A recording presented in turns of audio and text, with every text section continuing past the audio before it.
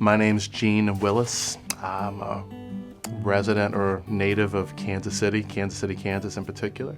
I am the head of marketing, director of marketing at the National Center for Drug-Free Sport. I live here in the area. I went to the University of South Carolina in Columbia, South Carolina as a part of being one of the Project Choice students, a beneficiary of Ewing Kauffman's generosity.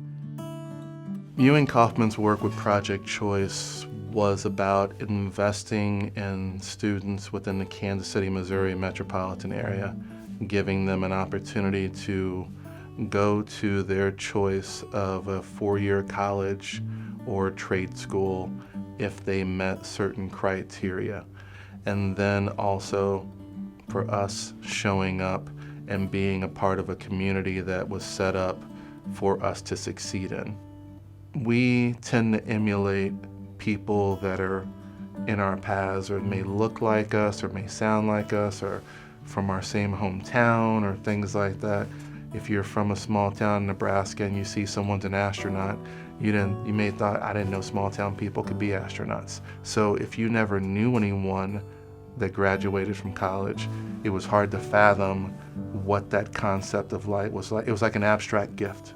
He gave all of us two words. This was the promise. I mean, we had certain criteria we had to live up to, but the only things that he asked of us was give back, period. So one of the things I really wanted to do is to help some people that were in my shoes back then.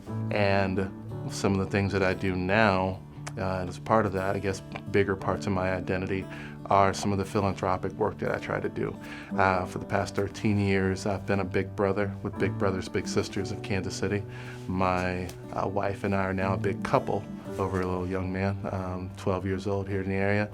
We foster dogs through Great Plains SPCA, and also on a couple of boards of directors, including one scholarship group here in the city called the Second Chance Scholarship. And also we're trying to recruit other people of color to become big brothers and big sisters on the part of the diversity task force for Big Brothers Big Sisters.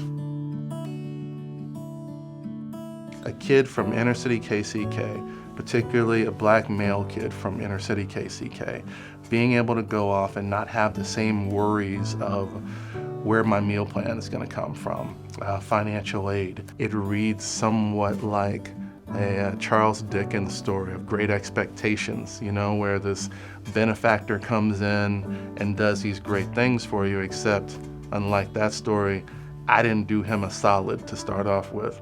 So I'm trying to do him a solid now with some of the work that I do. It's funny how we romanticize people, and particularly in Kansas City, I mean, when someone does something that has such a magnitude and impression on the city, we tend to put a person on a pedestal. That's why we create the statues. That's why we do this. But he and his wife were the people who actually walked the walk also.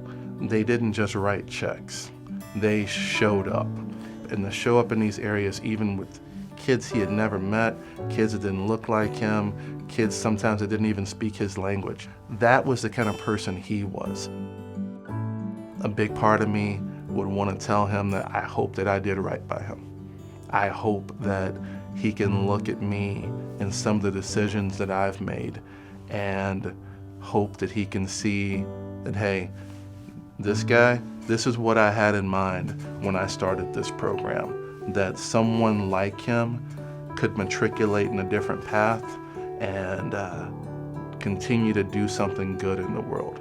But the biggest would be thank you. This work and research was funded by the Ewing Marion Kauffman Foundation. The contents of this publication are solely the responsibility of the grantee.